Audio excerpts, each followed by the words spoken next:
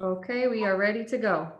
Okay. All right, welcome everyone to our regular meeting, Shafter City Council, Tuesday, July 21st, 2020. Call to order at 7 o'clock. Roll call. All council members are present except Councilmember Garcia with an excuse absent.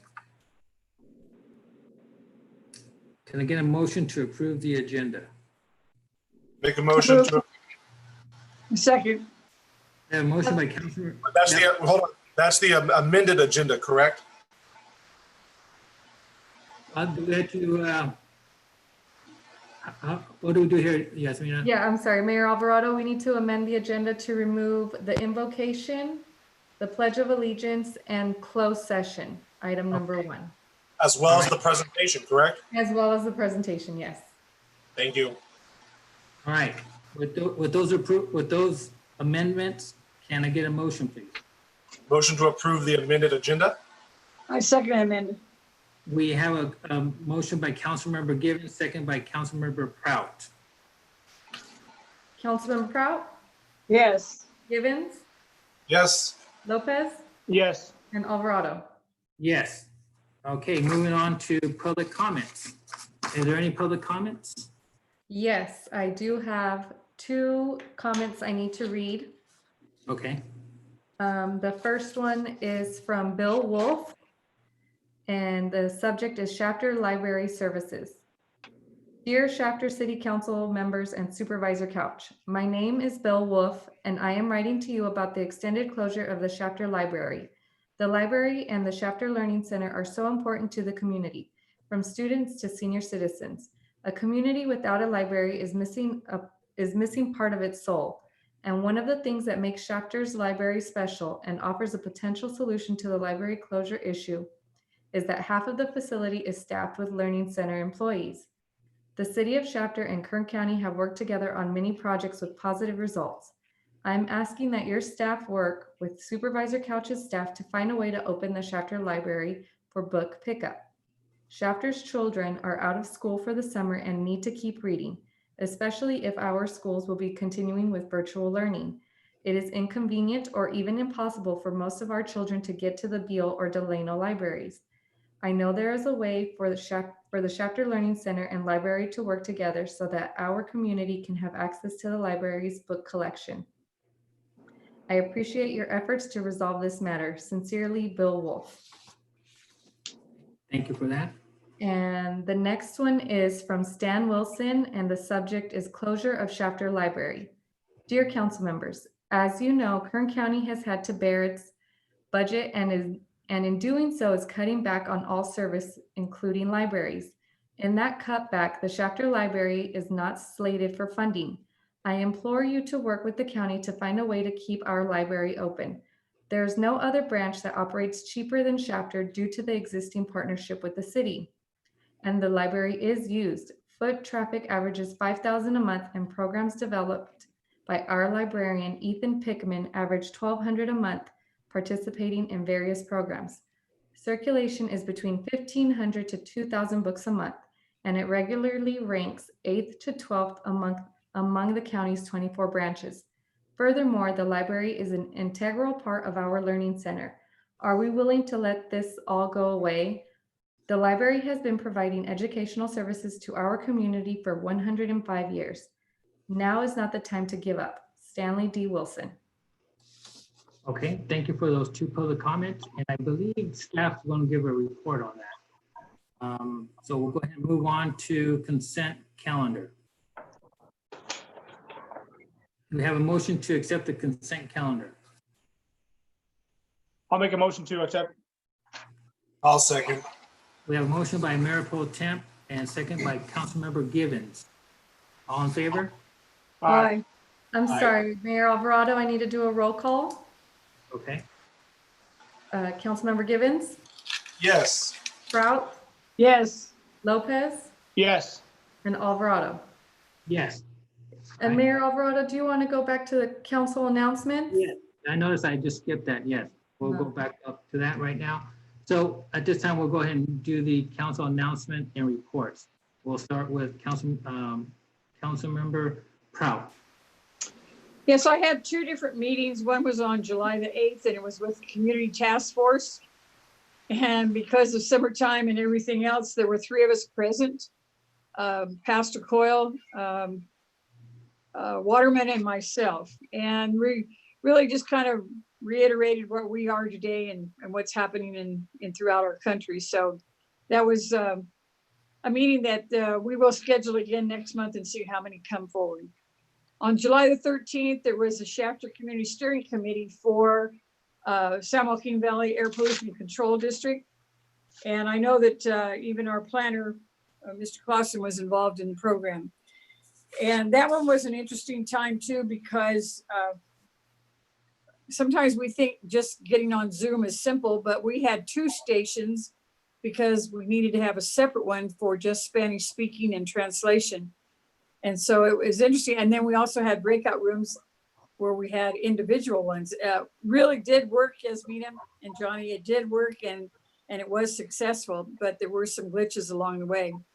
But the first item we talked about was the fact of people wanting to file or need to file a complaint and for enforcement of activities because of air issues. And so they gave the outline as to what you have to do in order to answer those needs of the people, like what, where, when, who, and why. It's really not difficult. If you have something to report, that's what's required on it. You can do it in writing or you can do it by phone. And then, of course, there's going to be a session in September for the CARB, California Air Resources Board. And so everyone locally here with San Joaquin is trying to have a report as to what we've done up to this point so that they will understand and be up to date as to what has to happen here in the future for our study here in Shafter. Because of COVID, it's been difficult. And some of our committee members have been frustrated because they feel like they don't know if it's happening or if it's being done or how it's coming up with results. So it was pretty well understood by everyone from San Joaquin Valley that they need to do the best they can to keep everyone informed, but it is trying times because of COVID and because of having to do this on Zoom. I just feel like we still need to be patient and let them do their job and results will come out from it. That's really all I have, I guess, to report on that. I think, yeah, that's all I have on that. And that's all I have to report. Okay, thank you very much. Councilmember Givens. Nothing in the past right now. We've been a part of a lot of the different school meetings throughout the valley. So it's been really interesting to get to hear administration and what they've tried to do. And unfortunately, schools are now closed once again, being put back on the watch list. So, you know, the cyclical format, if you will, of what's being done with our children and their education and their ability or inability to head back to school is difficult to watch because I know a lot of the kids really like that social interaction and it would be nice for them to be able to still have that. So, you know, finding ways in the community to continue with some type of social interaction, what we could do possibly is still out there. So I know working with some of the churches, we're trying to figure out what that looks like. Mike and myself have a meeting tomorrow with Water and Sigma. That's just our exciting Wednesday of the month. This is actually the first meeting we've had for a few months. All the other ones have been canceled recently, partially not knowing what to do with the meetings, and the other part, since they've uploaded the documents for comments, there hasn't really been much to talk about since then. They've kind of hit their scheduled mark.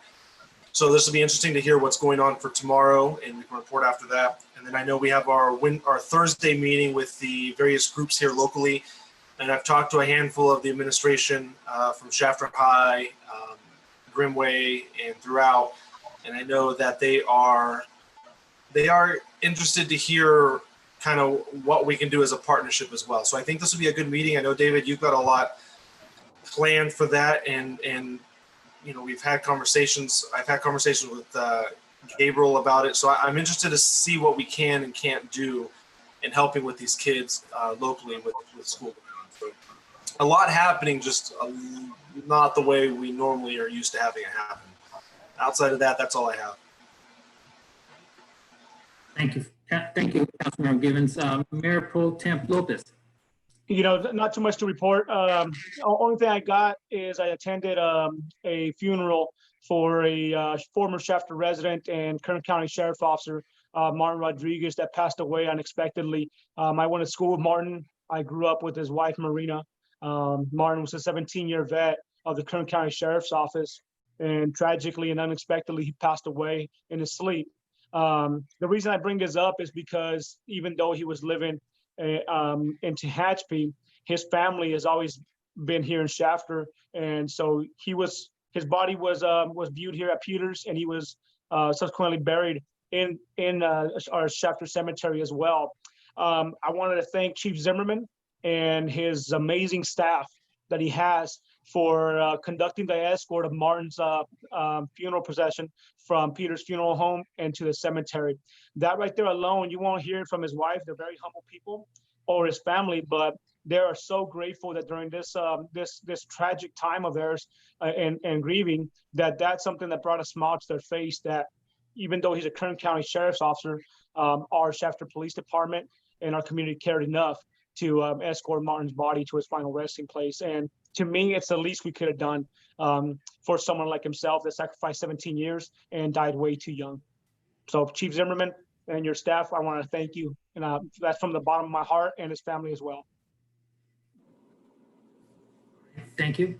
I don't have much to report, but I am very interested in listening to the other cities on the not I shouldn't say cities, but the other agencies on Thursday evening, how the Richmond School District and Greenway and Shafter High and Shafter Recreation and ourselves, how we could work together and try to extend this whole puzzle that we have now of all these concerns and questions that we have as a community. I'm really interested in see how that's going to work out. And I do have faith in the community that we're all going to work together and it's going to come out okay. And with that same note, I just want to say, saying thank you to our city staff for such a good work, even Public Works for their hard work, keeping our community looking clean and beautiful, and also our police department for keeping us safe in these challenging times that we're facing. And unfortunately, I wish we could say that things are gonna get better, but I don't really think things are gonna get better. And I also want to say thank you to our finance department, because as we hear reports and things that are happening around the world, doesn't like that part of the sector is going to get any better. So, and also want to say thank you to our city manager for doing such a good job, and the education department, thank you for your hard work and trying to fill in the gaps of our education and challenges that they're facing today, and these tough situations that they're put in. And unfortunately, the students are the ones that are suffering from all this, and we'll we just got to trust that things are going to get better. But we all have to do our part. And I say thank you for everybody for doing their part. That's all I have to report. So we'll go ahead and move on to manager's report. And the first one on the manager's report is a consideration to cancel the regular scheduled city council meeting on August 4th, 2020. Certainly, Mayor and Council, this item is before you as a discussion and direction, not necessarily as an action item. This is the first time we're presenting this item to you. What we're proposing, by way of background, it's a common practice of cities to council one regularly scheduled city council meeting during the summertime. This time of the year is typically considered to be not as busy, mainly due to several factors. By then, the annual city budget has been adopted. Most often than not, city council staff may have planned summer vacations with families, being that school-aged children are off for the summer. And also, too, our counterparts throughout with other cities, the county, region, and even state also tend to be out of office. As you know, even the state legislature takes a summer break from business. With that in mind, staff's proposing the cancellation of the regular city council meeting of August 4th. This could be something that we do on an annual basis. It can be, in July. Some cities do it around the 4th of July weekend, oftentimes because that's when people have vacations planned. This is a little bit different because of the COVID pandemic that we're in. So we don't have a lot of business items scheduled, nothing urgent, let me rephrase, that would require a council action for the August 4th council meeting.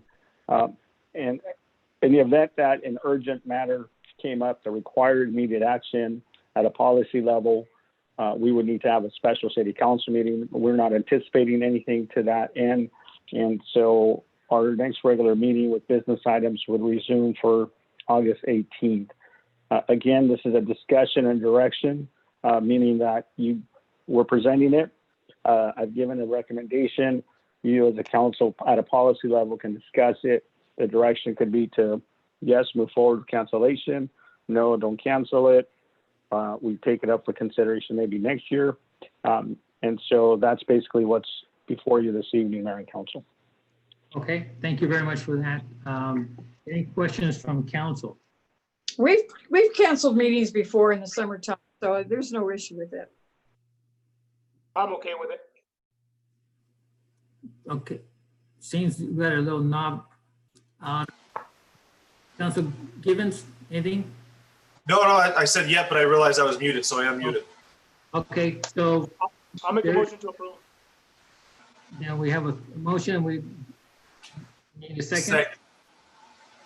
We have a motion by Mayor Pro Temp Lopez and second by Councilmember Givens.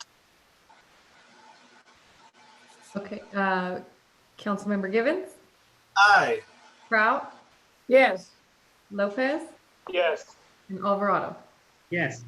Moving on to number 2 on the manager's report is the council consideration to change regular scheduled city council meetings starting at 6 p.m. Certainly. So Mayor and Council, just on the prior item, we will go ahead and do outreach by social media. We'll have our city staff notify publicly and post that the August 4th meeting is being canceled. With this next item, again, this item is presented to you as a discussion and direction. We are not asking you to formally take action tonight. Again, it's being presented to you for discussion purposes only and direction. What we have before you this evening is a proposal to change our regular city council meetings start time from 7 p.m. To 6 p.m. In our staff report, we provide to you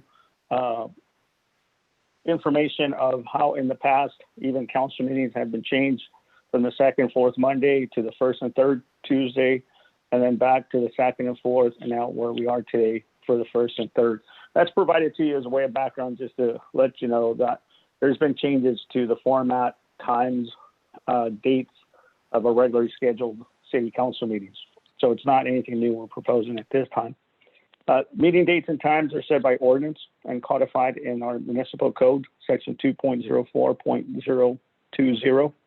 The process to establish a new meeting time requires council to introduce an item amending the municipal code, the section I just read, for a first reading at a regular council meeting, then adoption at a subsequent meeting, and then it goes into effect 30 days after adoption. So that's provided to you as a way of background to let you know that there is a process that we would have to follow in order to that occur. So it's not something that would happen just from one meeting to the next. Below is we provided in the staff report a comparison of the meeting times for Kern County cities and other special districts in and around Kern County. You'll note in the matrix that we provide to you that the majority of cities in Kern County, Arvin, California City, McFarland, Ridgecrest, Taft, Tehachapi, and Wasco all have a 6 p.m. start time. City of Delano has a 5:30, Bakersfield City Council 5:15, and then the other special districts range. But you find that the average start time for most of these entities is 6 p.m., with the exception of Kern Cog Board that meets at 6:30, and the only other entity in Kern County that meets at 7 p.m. is the Kern County Planning Commission. Okay, An earlier meeting time would result in an earlier meeting end time. And because of the workday from then we work 8 to 5, and then we have 2 hours to kill before the 7 p.m. meeting time. Establishing the 6 p.m. meeting time would be consistent with the local boards that we have in and around Shafter, like Mentorfield Airport, Richland School District, and the Shafter Recreation and Park District. Our city clerk provided additional information in terms of the average end time of the city council meeting times in 2019 was approximately 8 p.m. In 2018 was 8:44 p.m. And the average time of the Shafter Planning Commission time in 2019 was 7:19 p.m. and in 2018 7:49. We have had numerous closed sessions in recent months because of the type of businesses we've been having, business that we've been having to deal with, dealing with the threat to public facilities, employee matters. And so that can be something that if council were open to, we can do closed session prior to the 6 p.m. start time, like 5 p.m. Some cities do closed session before the start time, but nevertheless, changing the meeting time from 7 p.m. to 6 p.m. would also still allow our residents that may want to participate at the meeting time if they commute from even as far as Delano or Lost Hills or anything within 6-hour commute in around Shafter. If they got off work at 5, it still provides them an opportunity to get home, have a dinner, and still be able to attend their meetings at 6 p.m. So from a transparency and citizen participation, the time itself is not detrimental. That prevents our residents the participation in the council meetings. I think that still provides a sufficient time, and it's consistent with what the other cities in and around Kern County are doing. So again, as I said, we're not asking you to approve this, but the discussion would be about how council feels about changing the start time. And then the direction would be, if council is open to changing that, to go ahead and direct staff to prepare with the city attorney an ordinance to bring to you the second meeting of August, have the first reading and then the second reading. And then we're probably looking at sometime in October, the earliest that this meeting start time would change from 7 to 6 p.m. And if you have any questions, council, we're open to those. thank you very much for that. Any questions from council? I didn't hear you mention anything about planning commission. Would that automatically change too? Oh yeah, so if the council wanted to change the city council, we would include the planning commission with that as well. Right. And then the other one, comment I had was, we seem to have shorter meetings because we put so much on consent calendar anymore. So that does shorten the meeting considerably. Correct. Yes. And yet we have that ability to pull it if we needed to. So that's fine too. Yes, it doesn't. You're correct, Councilmember Prout. It does not preclude council from having further discussion of any of those items that are placed on consent calendar that are deemed to be routine and administrative in nature. Yes. Good. Councilmember Givens?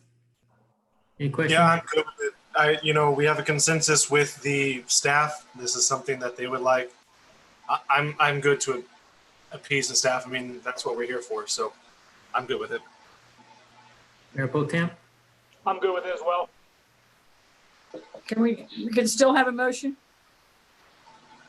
Yes, if it's council's discretion, if the motion is to go ahead, that you're approving the 6 p.m. change from 7 to 6 p.m. and directing staff to go ahead and bring the city ordinance at a future meeting so that this change can take an effect as early as October of this year. So you want the motion and not just wait till you have it all prepared? Well, the motion is, or it could just be direction. All right. Councilmember Prout and Mayor and Council, just the direction to go ahead, prepare the ordinance to change the regular city council meeting start time from 7 p.m. to 6 p.m. I so moved. to include the planning commission as well. Yes, sir. Second. Motion by Councilmember Prout, second by Councilmember Givens. Councilmember Prout, Yes. Givens, Yes. Lopez, Yes. and Alvarado. Yes. Moving on to number 3. Presentation, proposed code enforcement weekend pilot program. Certainly, Mayor and Council, I'm going to do a quick introduction. This is a pilot program that our building official and code enforcement officer have come up with. As you know, people have a habit of learning our staff a schedule, and oftentimes, once they learn our schedules, it's after hours that oftentimes certain activities take place. And so our building official, along with our code enforcement officer, have put together a plan that would hopefully curb some of that, I don't say legal activity, but some of that activity that is conducted out of compliance. And so we wanted to present to you what the framework of that program. And so with that, our building official, Dennis, will provide the staff report to you. So with that, Dennis. Yeah, Honorable Mayor and members of the City Council, like Gabriel said, I was going to give you a brief presentation of the proposed Code Enforcement Weekend program. I'll give you a little background. Code enforcement plays a critical role in the day-to-day process that works to eliminate the blight, improve and preserve the appearance of the city's residential and business areas, and create a community where those who live, work, or visit can experience a sense of pride. On October 28th of 2019, the city hired the first full-time code enforcement officer and tasked him with addressing not only the reactive complaints, but also initiating proactive code cases. Why the institution of this position has proven advantageous to the city. The many code violations that occur on the weekends and or after hours make it appropriate to recommend this weekend pilot program. The pilot initiatives will hopefully enhance the relationships between the code enforcement officer and the community while improving the overall community conditions.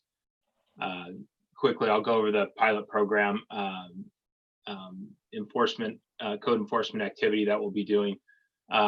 Illegal construction, which will include structures built without permits or inspections, electrical, plumbing, mechanical work built without permits, garage conversions without permits, remodels without permits, parking violations, which includes parking on unpaved surfaces or lawns, vehicles parked for sale, semis parked in residential neighborhoods, semis parked on a city street, inoperable and abandoned vehicles, zoning violations, improper land use, home businesses without permits, sign violations, property maintenance, which includes weeds, junk, trash, and debris, abandoned furniture and appliances, open vacant buildings, broken windows, pools with stagnant water, graffiti, and the last item is yard sales. The framework, like Gabriel mentioned, for the pilot program will include the ability to measure the success of the weekend work. The metrics will include the number of properties that we visited, the number of properties that received door hangers versus notices versus citations, and the number of properties that reached compliance. Once the pilot program has been completed, city staff will provide an update to City Council to help determine whether to expand, narrow, or standardize the weekend program citywide or year-round. The proposed program is set to run from August through December and will entail one Saturday each month for a total of 5 Saturdays. There is no fiscal impact as we will be flexing the code enforcement officer schedule to 1 day a month. And with that, I'd be happy to answer any questions that you have. Thank you. Any questions from council? None for me. All right. I might have a question. We've already had Matt on board for a while. So how is it even working up to this point?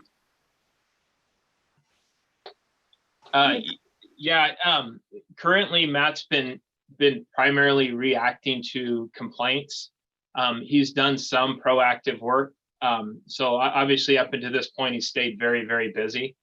And obviously some of the stuff, it's been hard to catch, where, like Gabriel mentioned, that people kind of realize our schedule, and parking on the grass is one that gets violated all the time because it happens after our 8 to 5 hours or on the weekends. So we can still address those during the week if we get complaints, but the proactive measures we can't address unless we're out there on the weekends. So hopefully, part of the program, Kathy, or Councilmember Prout, is to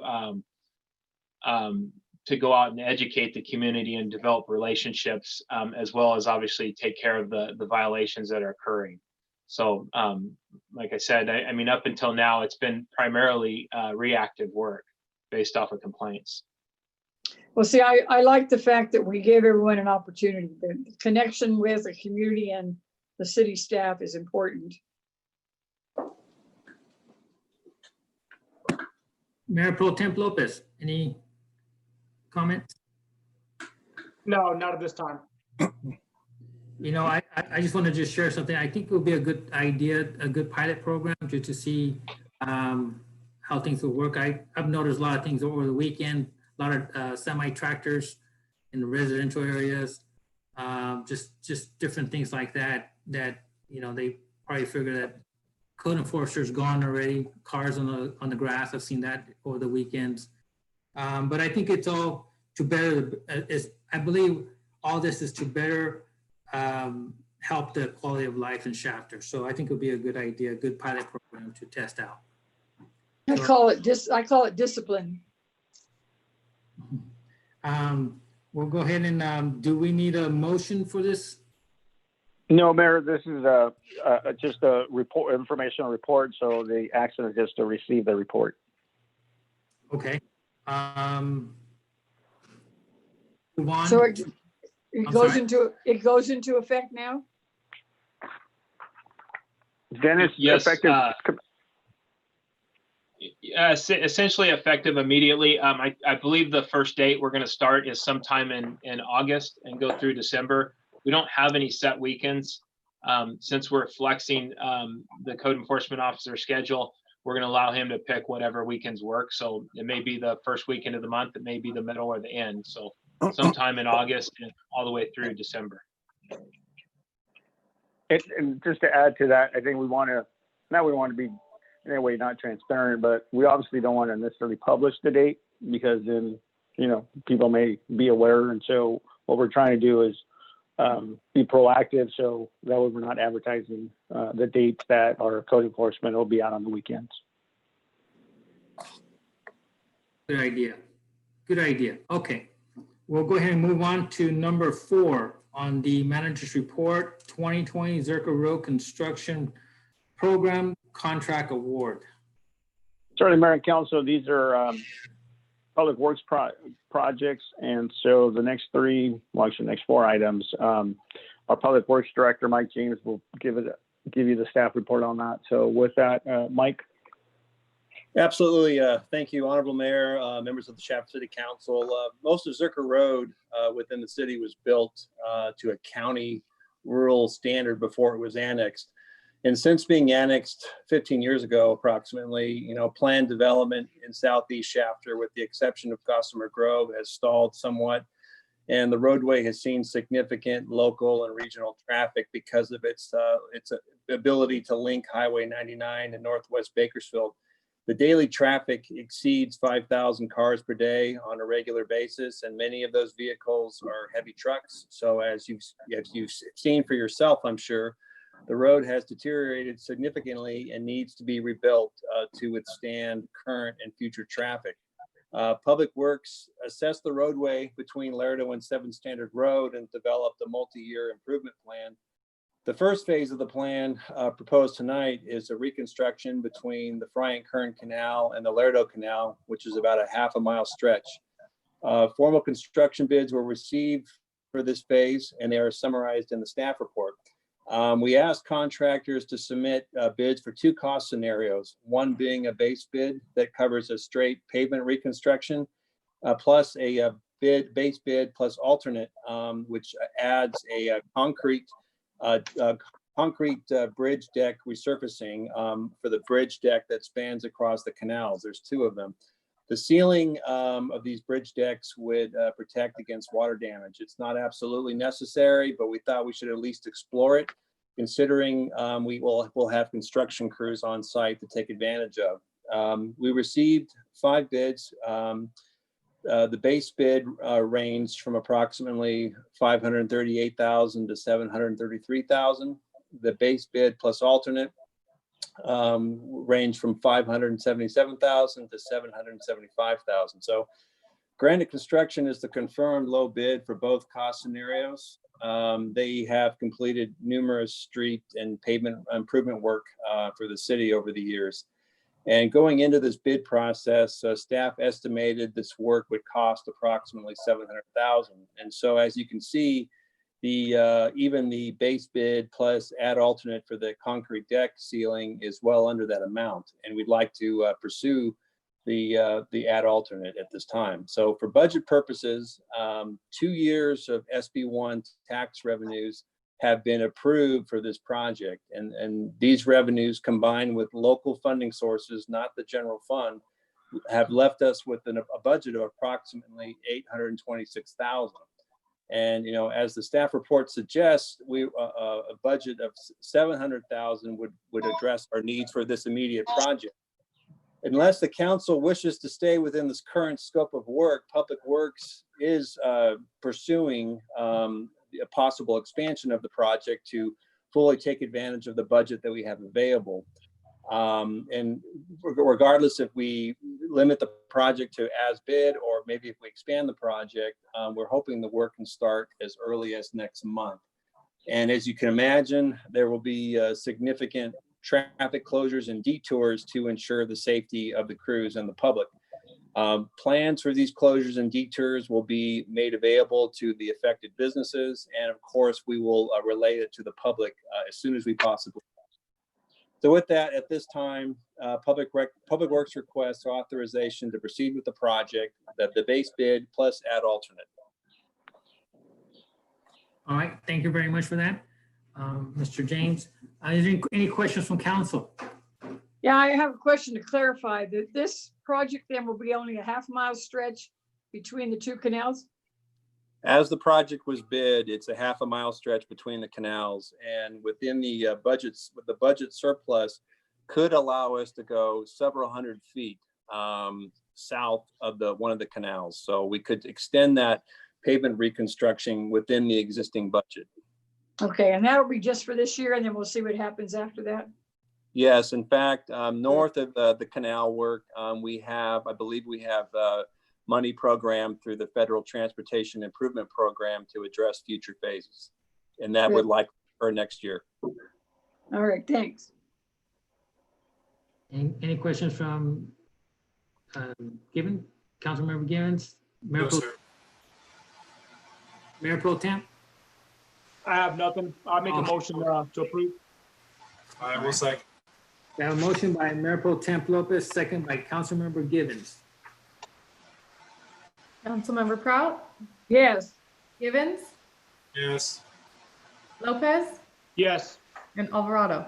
Yes, moving on to number 5, 7 standard grade separation and widening, phase 2, demo professional service agreement. Yes, Honorable Mayor, members of the Shafter City Council, several years ago, the Kern Council of Governments, or KernCog, secured $400,000 in federal funding to engineer and plan a new phase of the 7 standard widening.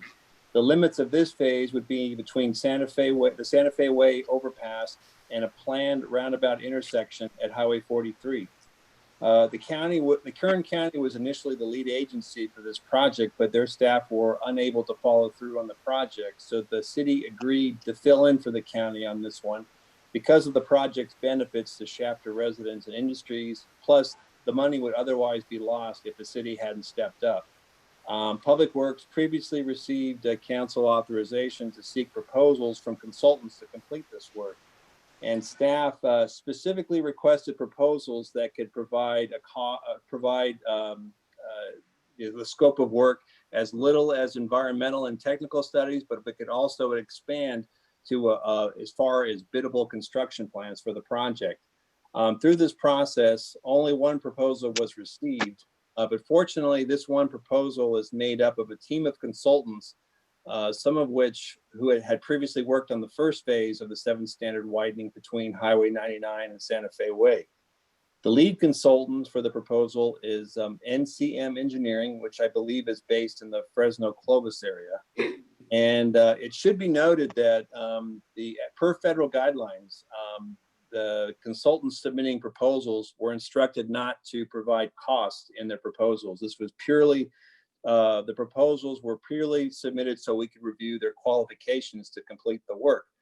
Upon designated the most responsive proposal, staff could then obtain cost estimates and negotiate a contract amount.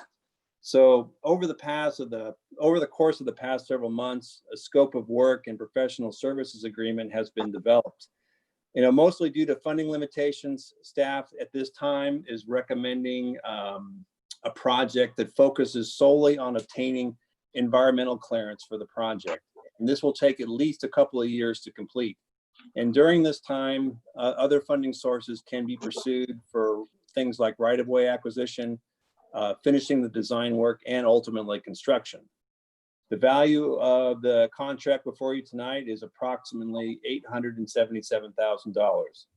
The current budget already factors in $400,000 for federal funding, as I previously mentioned, plus $480,000 in traffic impact fee funds. So no additional budget action is required to proceed with this contract. So the recommendation tonight is to award the professional services contract to NCM Engineering Corporation so we can commence work on the next phase of the 7th standard widening.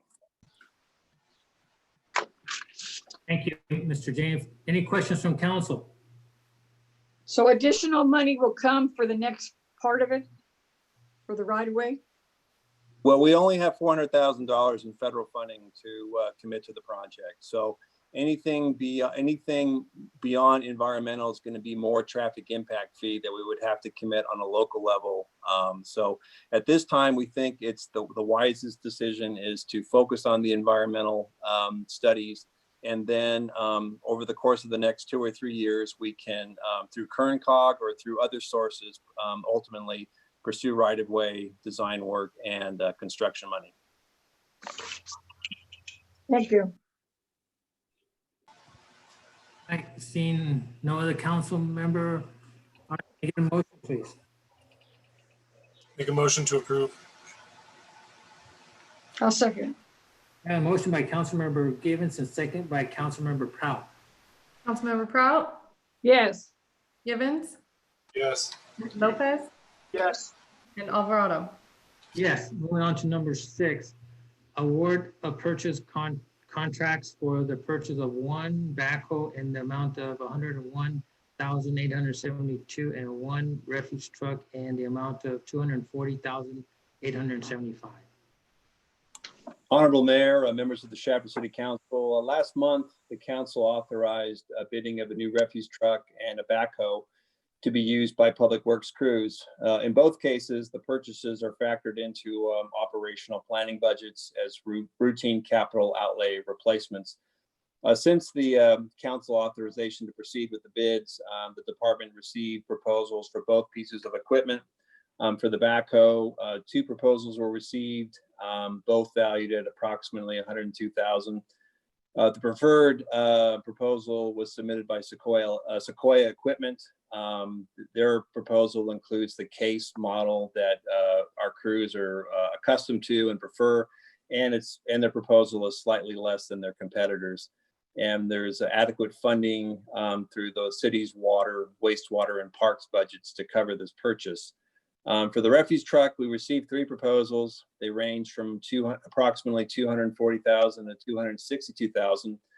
The preferred proposal was submitted by Affinity Truck Center. They actually submitted 2 options, one being a brand new 2021 version, but they also submitted a 2018 version, and they're both Volvo models that the city crews are accustomed to and prefer. The 2018 version was actually a demo model. The dealer is actually offering better warranty coverage on the floor model, the older truck, than the newer version. Plus, it comes in at $20,000 cheaper. There is $300,000 budgeted this fiscal year to cover this purchase. So given that Public Works received complete and responsive proposals, for both pieces of equipment with adequate funding. The recommendation is to purchase one refuse truck from Affinity Truck Center and one backhoe from Sequoia Equipment Company.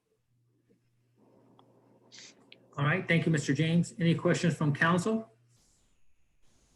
Hey, Michael James, Sir, did we get a new trash truck already? no. Okay, I thought I seen one on Rodeo picking up trash this past week. You know, Oh, you know what? with no Mayor Pro Tem Lembos, I'm glad you brought that up because that actually, we were test driving that 2018 version I brought up. We're just road testing it.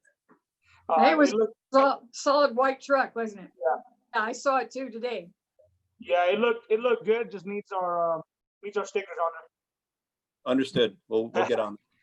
All right, no questions. I'll make a motion to approve. Second. All right, we have a motion by Mayor Pro Tem Lopez, second by Councilmember Givens. Councilmember Prout, Yes. Givens, Yes.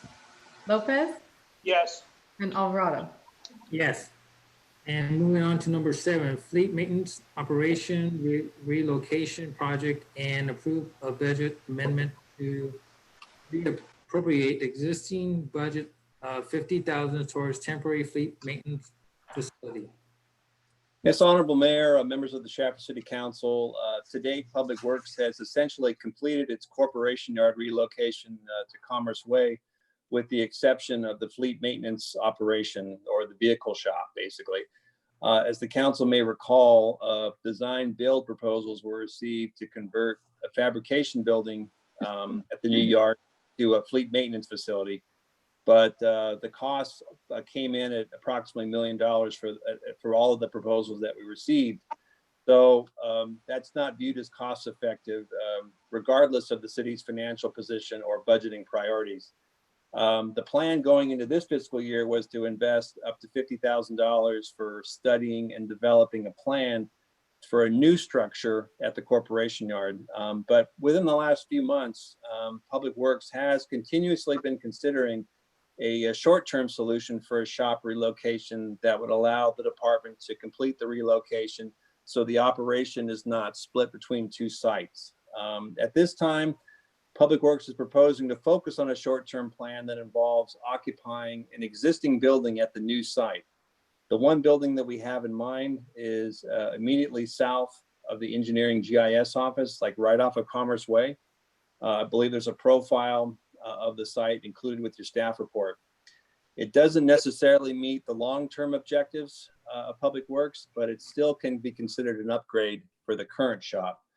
It's essentially move-in ready, but would benefit from a second vehicle lift system, so that we would add a second lift system and relocate the existing lift system from the current vehicle shop. We'd also like to install a new access door facing Commerce Way. Plus, there's minor electrical and site prep work that could be completed as well. The issues or potential shortfalls from this short-term option is that it would commit approximately 2.5 acres of property that could otherwise be marketed for selling, which would provide projected revenues of $350,000 if you look at the rate, the cost per acre that we paid for the global site. And then we would also consume all of the $50,000 that we have budgeted this fiscal year. Plus, it could potentially pause the planning of a long-term site unless we approve new funding to proceed with the long-term site. You know, the benefits of the short-term plan is, as I mentioned before, it completes the Public Works relocation.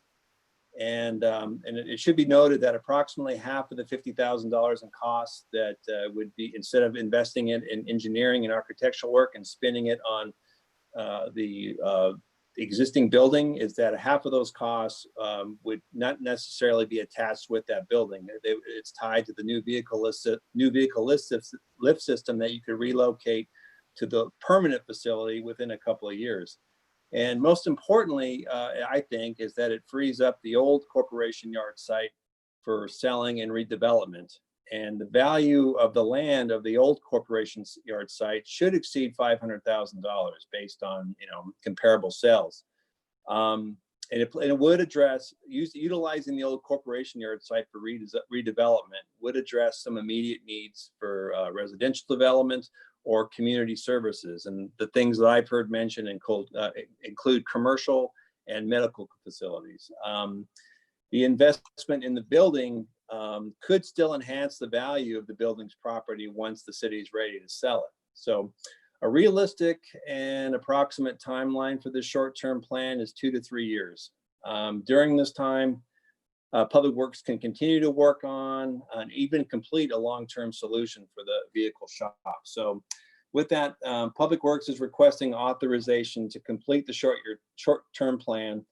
And that there would not need to be a budget increase, but the $50,000 that is now in the capital improvement program now should be reappropriated to the shop maintenance internal service fund in order to properly complete this work. And we're also requesting authorization to bid and award purchases and professional services not to exceed $50,000 to complete this short-term shop relocation. And with that, I can answer any questions. Thank you, Mr. James. Any questions from council? No questions, but more of a comment. I think the quicker we get out of the old facility and everything moved into the new facility, having it centralized, you can get the old yard and in shape to resale, like Mike James said, and bring in more revenue on that end. But I think it's a good move to get out of there as soon as we can. Good. Good. Councilmember Givens? No, I'm good. I will agree with him on this. Councilmember Prout? Yeah, it'll take a different approach, I guess, getting away from a commercial or a medical facility in there, because to put in residential will be a little different, but we'll have to make it work. Okay, appreciate everybody's comments, and can we get a motion, please? Was there one more comment? I thought I heard something there. No, I just said thank you for all the comments. Okay. We have a motion by Mayor Pro Temp Lopez, I'll second. and we have a second by Councilmember Givens. Councilmember Prout, Yes. Givens, Yes. Lopez, Yes. and Alvarado. Yes. Now we're moving on to city manager's comments and reports.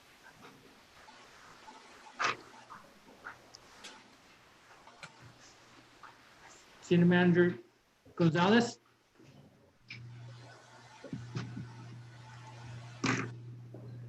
I forgot to unmute myself, Mayor and Council. Apologies for that. I started saying that, as you know and have heard, Kern County is on the monitoring list, on the monitoring list per the state because of the county exceeding one of the 3 matrix thresholds. And so come this Friday, 12:01 a.m., we will be back in terms of certain businesses closing, nail salons, gyms, houses of worship, and all non-essential business, office businesses will be closing in terms of their doors. Curbside and outdoor services will still be permitted. This is due to the number of cases that the county has been experiencing due to insufficient staffing. The county has made it difficult for them to report on accurate COVID-19 data. So what is happening is, because of the backlog of the number of tests that are not being read by the lab, all of them are then coming in and waived. So that's creating a situation which these numbers are representing a higher number of these positive cases. So because of that, we're back on the watch list. As it relates to city businesses and business, we will be closing City Hall in terms of access to the public. Our building and planning department will continue to provide inspections. They are considered an essential service, one of the 16 critical categories as identified by the federal government and the state. Public Works essential services will continue. police, and our corrections. All other services, finance, city administration is considered non-essential. And so we will be closing our doors, but we will still provide services over in the finance department and the alleyway with that window we have on the outside. That's about as best we can have in terms of curbside or outdoor service. And that will take effect Friday. As I previously reported to you, we are basically going to be telecommuting to limit the number of staff at City Hall. And so that plan takes in effect this Friday. We are updating our continuity of operation plan, and we'll provide that to you. And then we'll also make sure to post on social media this change of operation to the public. Another item that was brought up was the library. I've been talking to our education manager in terms of what the county's proposing and their financial situation as it relates to the potential closure of the library in Shafter. David and I have been brainstorming, and we will be coming back to council with some potential options. This topic is also on the list of agenda items for discussion this Thursday with our partners, the Recreation District, Grimway, Charter School, Richland School District, and the high school, as to see if there's a partnership among all the entities, being that we all, in some form or another, have a vested interest in making sure that we manage to somehow keep the library open, realizing that no one entity has the financial means to take on that operational and administrative cost during the current situation that we find ourselves. As I previously said, as a city, we're going to experience a decrease in revenues. Our general fund alone is going to realize approximately $4 million plus in loss of sales tax revenue. I'm sure our other partners are also going to experience some form of financial crunch. And so again, no one entity has the means, but I think collectively as a group, if we collaborate and partner and we all pitch in one form or another, I think we can all can come up with an idea of how to manage to be able to keep that facility open. The other is, as I just said, is the community discussion joint meeting that we will be having for the city council. It is being posted and noticed as a special city council meeting. That's per our city attorney, who's advised us that by posting it, you as a council can participate, and also to provides coverage to the other entities like the Recreation District, Richland School District, that if they have the majority of their board members participate, that they are not necessarily in violation of the Brown Act.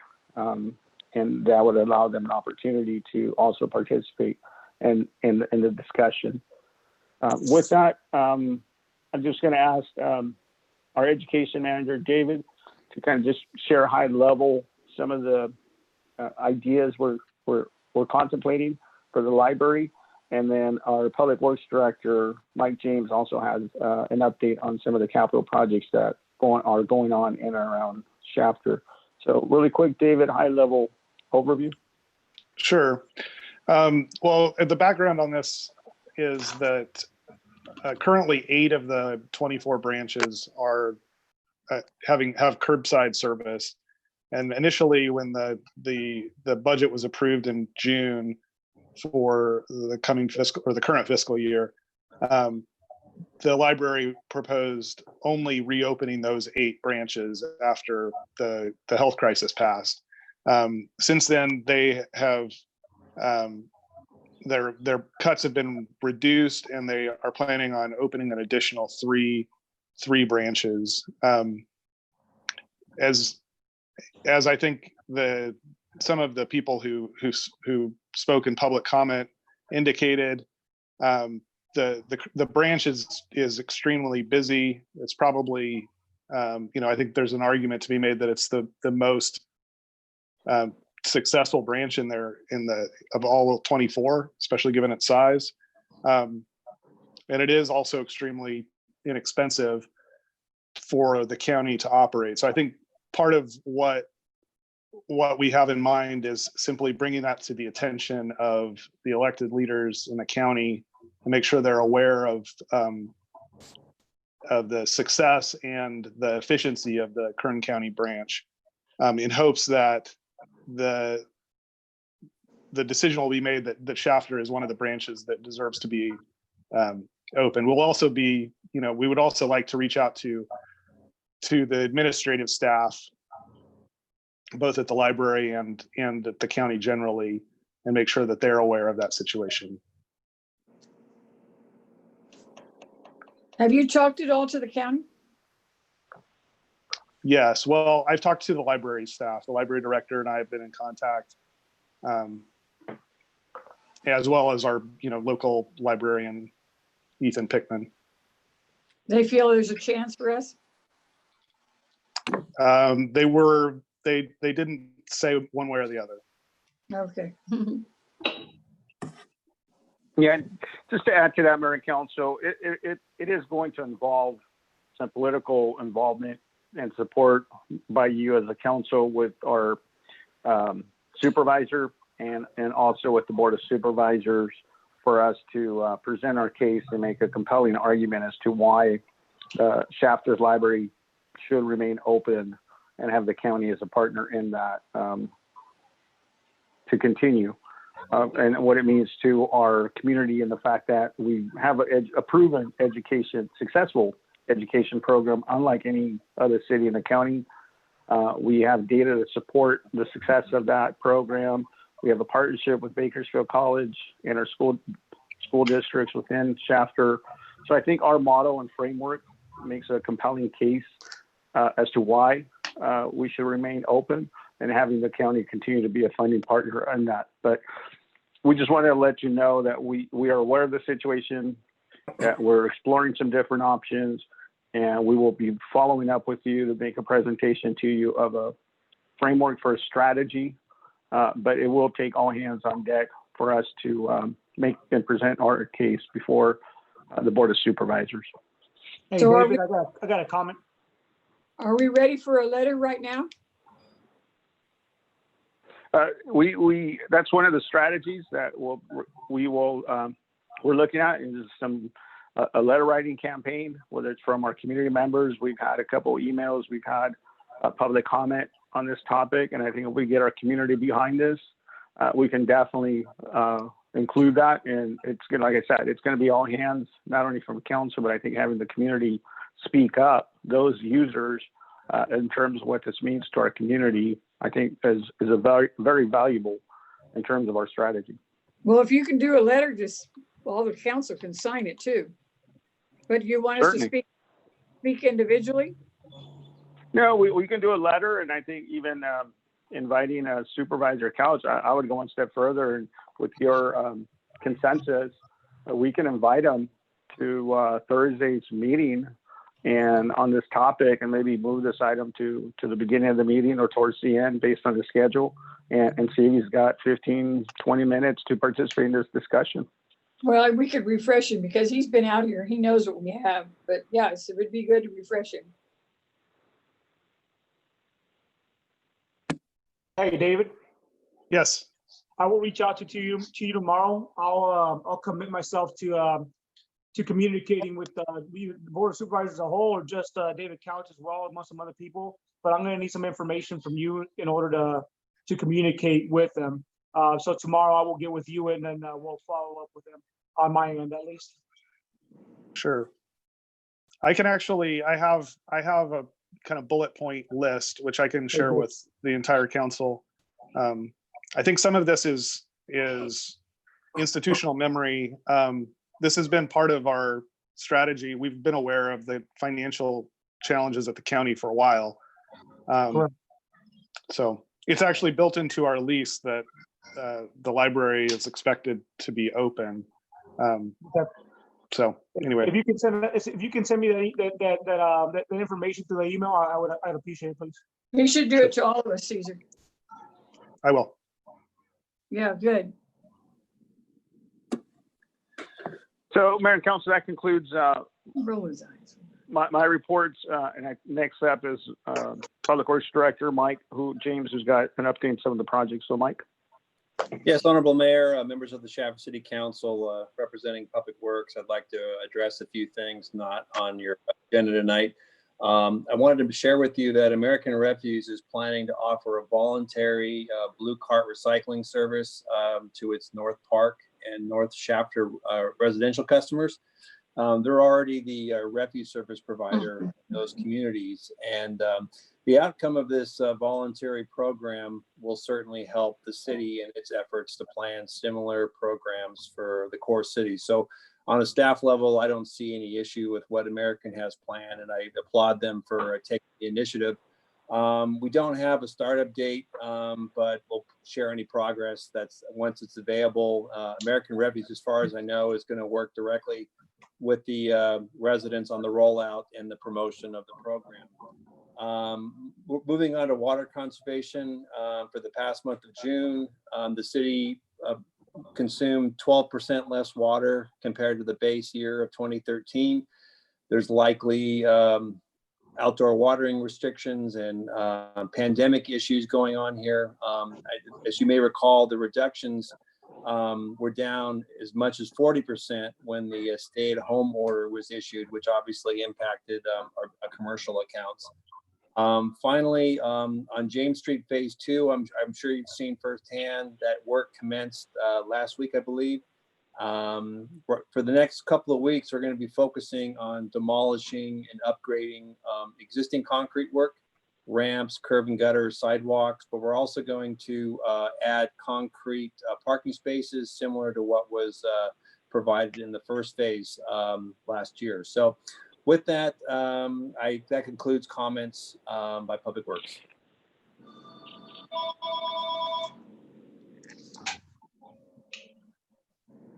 Thank you. Mary, we have no more staff reports. Okay, thank you very much. Moving on to adjourn. Can I get a motion to adjourn? Can I get a motion to adjourn? I'll make a motion to adjourn. You saw that, didn't you, Caesar? Yeah. Motion by Mayor Pro Tem Lopez, second by I'll take it. Givens. All in favor? Aye. Thank you, everybody. You're now Good one, adjourned. guys. Everyone take- Thank you. Have a good night. Thank you. Have a good night.